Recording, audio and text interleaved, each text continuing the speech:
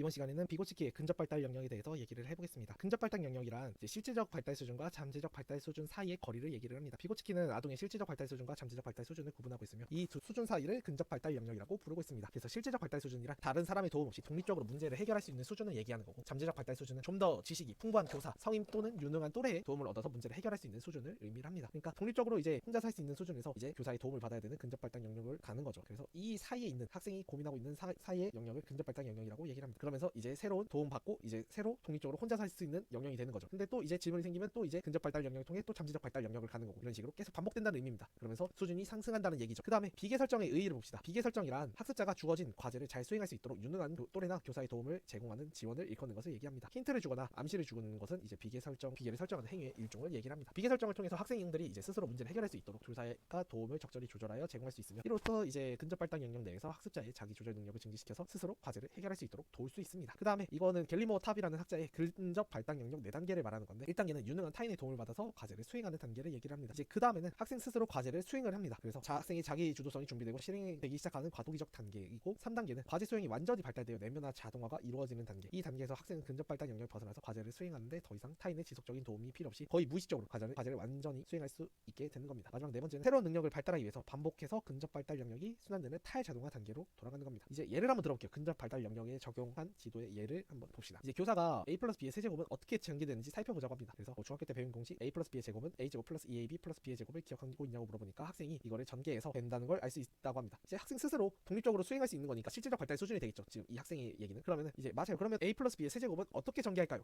라고 얘기를 합니다. 그래서 학생이 잘 모르겠다고 얘기를 하나요. 그러니까 교사가 이제 도와주는 거죠. 힌트를 주는 거죠. 그러니까 a 플러스 b의 세제곱을 두 다항식의 곱으로 나타낼 수 있을까요? 라면서 이게 힌트를 주는 것이 우리는 비계 설정이라고 얘기를 합니다. 그래서 a 플러스 b의 세제곱은 a 플러스 b와 a 플러스 b의 제곱의 곱입니다. 그러면서 이렇게 얘기를 하는 거죠. 그러면은 이제 교사가 또 도와주죠. 이게 전개할 수 있을지. 그러면은 이제 교사의 도움을 받아서 이제 하는 단계를 얘기하니까 잠재적 발달 수준에 해당이 되는 거겠죠. 그러면서 이제 분배 호칭을 이용하면 전개될 것 같아요 라고 하면서 이제 혼자서 이해를 해서 a 플러스 b의 세제곱은 공식이 유도가 되고 이제 어떻게 전개하는지 확실히 알게 되었으니 혼자서도 할 수 있어요 라면서 새로운 실제적 발달 수준이 되는 겁니다. 그러니까 교사의 도움을 얻어서 이제 실행하는 게 잠재적 발달 수준이 되는 거고, 그 다음에 이제 새로운 실제적 수준이 되는 거죠, 이 이후에. 그렇죠. 그래서 위의 수업에서 밑줄 친 기억에서 니은으로 변하는 과정, 그러니까 이 실제적 발달 수준에서 잠재적 발달 수준으로 바뀌는 과정을 우리는 비계 설정 중심으로 설명하면, 기억의 경우 학생들은 a 플러스 b의 제곱은 뭐 a제곱 플러스 2ab 플러스 b의 제곱에 대해서 다른 사람의 도움 없이 독립적으로 문제를 해결할 수 있는 실제적 발달 수준에 해당되는 수학적 지식을 갖추고 있었지만, a 플러스 b의 세제곱에 대해서는 처음에는 학생이 스스로 수행할 수 없지만 이제 교사의 도움으로 문제를 해결할 수 있는 잠재적 발달 수준이 교사가 설정한 a 플러스 b의 세제곱을 두 다항식의 곱으로 고칠 수 있을까 등을 통해서 니은의 경우처럼 스스로 학습할 수 있는 실제적 발달 수준으로 변화되었다고 볼 수 있겠죠. 이 사이의 영역을 우리는 근접 발달 영역이라고 얘기를 하는 겁니다. 그래서 근접 발달 영역의 특징은 다음 시간에 얘기를 해보겠습니다.